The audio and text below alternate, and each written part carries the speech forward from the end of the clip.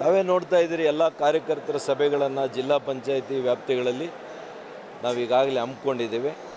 ನಮ್ಮೆಲ್ಲ ಮುಖಂಡರುಗಳು, ಮಾಜಿ ಸಚಿವರು, ಮಾಜಿ ಶಾಸಕರು, ಹಾಲಿ ಶಾಸಕರುಗಳು, ನಮ್ಮ ಜಿಲ್ಲಾಧ್ಯಕ್ಷರುಗಳು ಅವರವರ ಕಾರ್ಯಕ್ಷೇತ್ರದಲ್ಲಿ, ಕಾರ್ಯವ್ಯಾಪ್ತಿಯಲ್ಲಿ ಎಲ್ಲ ಪಕ್ಷದ ಮುಖಂಡರುಗಳ ಜೊತೆ ಸಂಘಟನಾ ಸಭೆಗಳು, ಪೂರ್ವಭಾವಿ ಸಭೆಗಳು ಇದನ್ನೆಲ್ಲ ಕೂಡ ನಾವು ಮಾಡಿ ಸರ್ವಸನ್ನದ್ಧರಾಗಿ ಆಗ್ತಾಯಿದ್ದೀವಿ. ಚುನಾವಣೆಯನ್ನು ಎದುರಿಸಲಿಕ್ಕೆ ಪಕ್ಷ ಯಾರಿಗೆ ಉಮೇದುವಾರಿಕೆಯನ್ನು ಮಾಡಲಿ ಅವ್ರ ಪರವಾಗಿ ನಾವು ಪಕ್ಷದ ಅಭ್ಯರ್ಥಿಯನ್ನು ಗೆಲ್ಲಿಸ್ಕೊಳ್ಳಿಕ್ಕೆ ಪ್ರಾಮಾಣಿಕ ಪ್ರಯತ್ನ ನಾವು ಮಾಡ್ತಾ ಇದ್ದೇವೆ.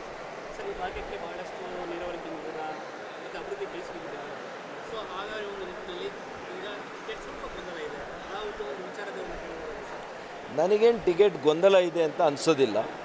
ಹೈಕಮಾಂಡ್ ಇವತ್ತು ಎಲ್ಲವನ್ನು ಕೂಡ ತುಲನೆಯನ್ನು ಮಾಡಿ ಯಾರಿಗೆ ಅಭ್ಯರ್ಥಿ ಈ ಕ್ಷಣದಲ್ಲಿ ಕೊಟ್ಟರೆ ಒಳ್ಳೆಯದು ಪಕ್ಷಕ್ಕೆ, ಈ 3 ಜಿಲ್ಲೆಗಳಿಗೆ, ಮುಂದಿನ ಭವಿಷ್ಯಕ್ಕೆ ಅಂತೇಳಿ ಅವರೆಲ್ಲವನ್ನು ಕೂಡ ತುಲನೆಯನ್ನು ಮಾಡಿ ನಿರ್ಧರಿಸಿ ಪ್ರಕಟವನ್ನು ಮಾಡ್ತಾರೆ.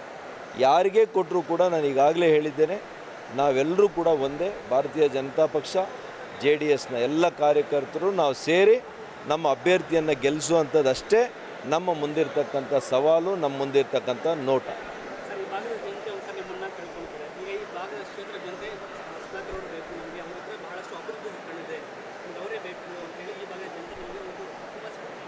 ಸ್ವಾಭಾವಿಕವಾಗಿ ಈ ಕ್ಷೇತ್ರದಲ್ಲಿ ವಿಶೇಷವಾಗಿ ನನ್ನ ಜನರ ಅವಿನಾಭಾವ ಸಂಬಂಧ, ನಾನು 10 ವರ್ಷಗಳಲ್ಲಿ ಮಾಡಿದಂಥ ಅಭಿವೃದ್ಧಿ ಬಹುಶಃ ಇತಿಹಾಸದಲ್ಲಿ ಯಾರೂ ಕೂಡ ಮಾಡಿಲ್ಲ.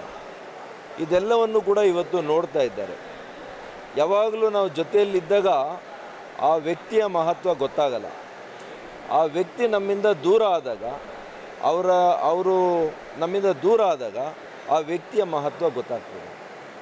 ಆ ಒಂದು ಇವತ್ತು ಆ ಪರಿಸ್ಥಿತಿ ನಮ್ಮ ಕ್ಷೇತ್ರದಲ್ಲಿ 10 ತಿಂಗಳಲ್ಲಿ ಅವ್ರು ನೋಡ್ತಾ ಇದ್ದಾರೆ.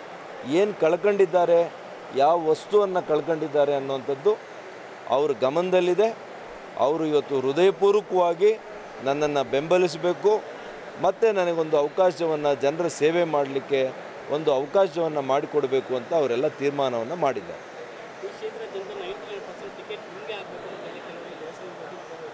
ಸ್ವಾಭಾವಿಕ. ಪಾಪ ನಾನು ನೋಡಿದೆ, ಕೆಲವರು ಬಾಳೆಹಣ್ಣಲ್ಲಿ ಕೂಡ ಬರೆದು ಅವರ ಹರಕೆಯನ್ನು, ಅನೇಕರು ಏನೆಲ್ಲ ಪೂಜೆಗಳನ್ನು, ಅಭಿಷೇಕಗಳನ್ನು ಮಾಡಿಸಿ ನನಗೆ ಫೋಟೋಗಳೆಲ್ಲ ಕಳಿಸ್ತಾ ಇದ್ದಾರೆ.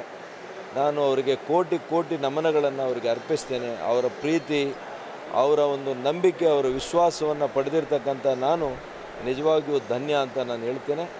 ನಾನು ನನ್ನ ಉಸಿರಿರೋವರೆಗೂ ಕೂಡ ಈ ಭಾಗದ, ಈ ಜಿಲ್ಲೆಯ, ಈ ರಾಜ್ಯದ ಜನರ ಸೇವೆ ಮಾಡಲಿಕ್ಕೇ ಈ ಜೀವ ಇರುತ್ತೆ ಅಂತ ನಾನು ಹೇಳಲಿಕ್ಕೆ ಬಯಸ್ತೇನೆ.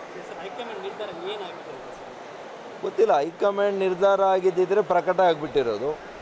ಇನ್ನೂ ನಿರ್ಧಾರ ಆಗಿಲ್ಲ ಅಂತ ಕಾಣ್ತದೆ. ನಿರ್ಧಾರ ಆದಮೇಲೆ ಪ್ರಕಟಿಸ್ತಾರೆ. ಪ್ರಕಟಣೆ ಮಾಡಿದಾಗ ಯಾರು ಅಭ್ಯರ್ಥಿ ಅಂತ ನಿಮಗೆ